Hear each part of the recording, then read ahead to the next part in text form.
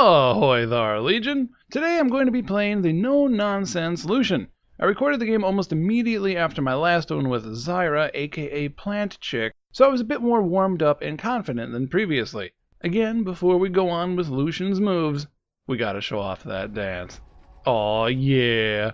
Now, for the record, the guns don't look very aerodynamic, so to be able to counteract their clunky design is rather impressive. Lucian's passive is a buff to his auto attack. Every time you use one of his abilities, your auto attack fires off twice. It reminded me a bit of the Trinity item. In fact, if I were to play him again, I'd say Trinity would fit him rather well. But as I was still learning that here, I did not. But this is how we learn things. In short, use an ability and then auto attack in between. Pop into Trinity to boost that playstyle.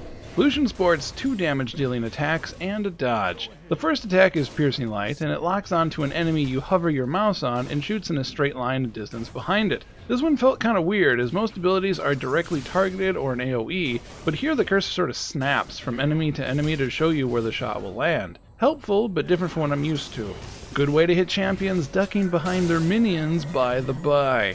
His second damaging ability is Ardent Blaze, and it fires in a cross or X-like shape. It will change rotation based on your placement, so there was a bit of skill involved on landing it on specific targets. You'll always hit something, but the tricky part is hitting what you're aiming at. It also makes the enemies glow a bit, and if you shoot the guys glowing, you'll get a short speed boost for a little bit. I'd say it's mostly situational for that bonus, but I'm thinking it's there to help chase champions down. But if that doesn't work, Relentless Pursuit ought to do it. It's a really short distance dash. It has the added benefit of wiping any sort of slow effects you get hit with, and if you get a kill with his ultimate, the cooldown is reset. Both of which are again useful, but mostly situational.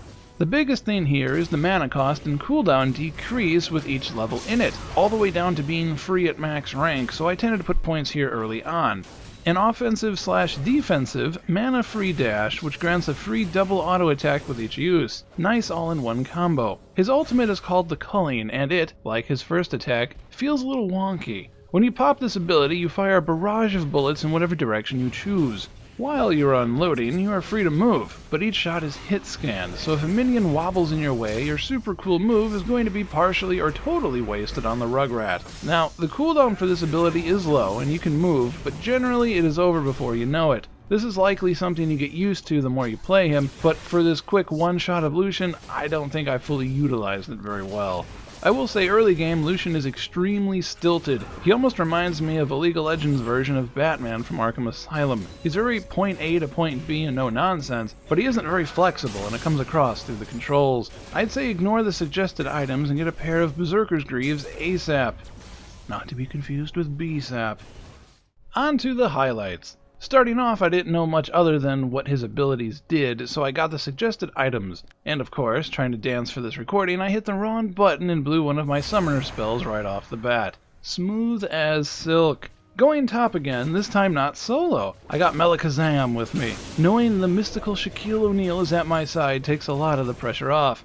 Nervous on the battlefield? Fear not! Shaq's got your back. Our opponents are Shield Woman and that dang dirty ape Nunu. As soon as I saw his Arctic behind hopping his way over and he launched his ice ball, it was like time stood still since I last played the League. Just his presence alone is a taunt to the entire enemy team. It's like every time you see him, he's running hot and enraged, swinging haymakers left and right. And just when you think you got a chance, frost grenade to the chin. Now you're slow, damaged, and dude is gaining fast. And he never slows down. He never slows down. Nunu. Eskimoan for eater of hopes and drinker of dreams. Clearly, Nunu thinks this match is already won. A show of force must be made.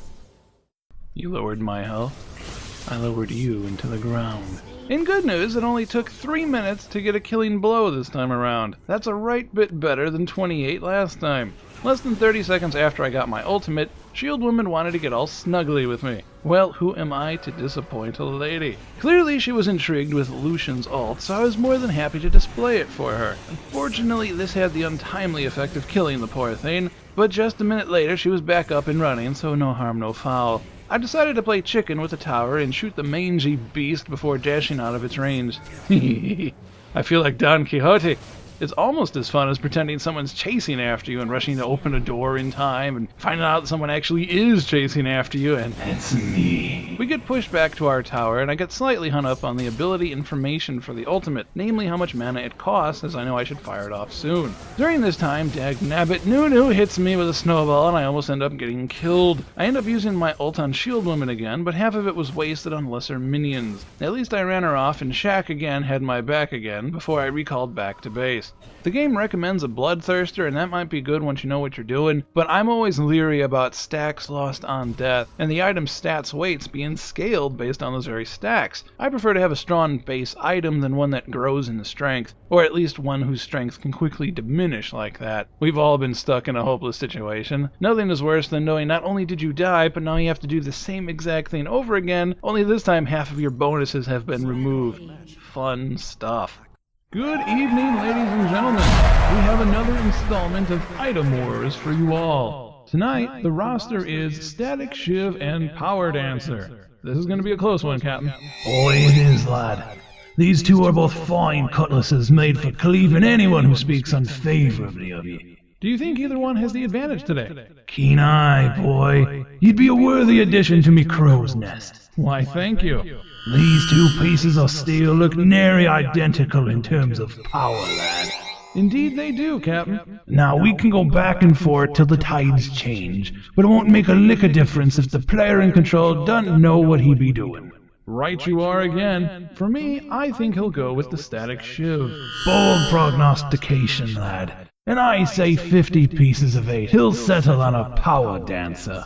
Why is that, Captain? If ye be asking me which I'd rather have in me hands, a Static Shiv holds no power over a Power Dancer. If you catch me drift, lad. Unfortunately, I think I do. It may be the oldest profession, but it'll always be like new to me. Oh, look there. I think he's finally coming to a decision. Come on, lad. I got 50 doubloons on this. Double or nothing, Captain? Fire the cannon. The deal is struck. And it's Power Dancer by a nose. Never bet against a sailor of fortune, lad. I'll make it back. We'll catch you next time on Item Wars. Stay salty, lads. And stay lonely, ladies. Look at how organized this burst damage is by the enemy team. And this is still on easy, mind you. Nunu, of course, leads the charge and gets a technical foul on Shaq. Then Shield Chick comes in with a stun and it's over before you know it. But not before Ash blows an ult trying to kill steal. Sneaky, sneaky Ash. Hot on the trail of their last gank, Shield Woman and the lowly Nunu try to layer a stun and slow on me. Luckily I dash out before anything bad happens. Nunu stays on me like a guy at a car dealership that will not take a hint, and I pop my ult on him. I actually unloaded the entire duration on him in spite of him slowing me by throwing a ball of the deadly yellow snow. I was quite pleased with my placement on that. I really want to get this turret down, but I end up getting tagged by the tower and immediately stunned and then locked down by Shield Woman and Rise. I dash away like Santa Claus and barely make it back to base intact. Luckily, at this point, Ari gets a quadra kill, which is a good sign we're probably going to win. Jinx goes around from behind and plants her stun traps just behind Rise and Shield Woman.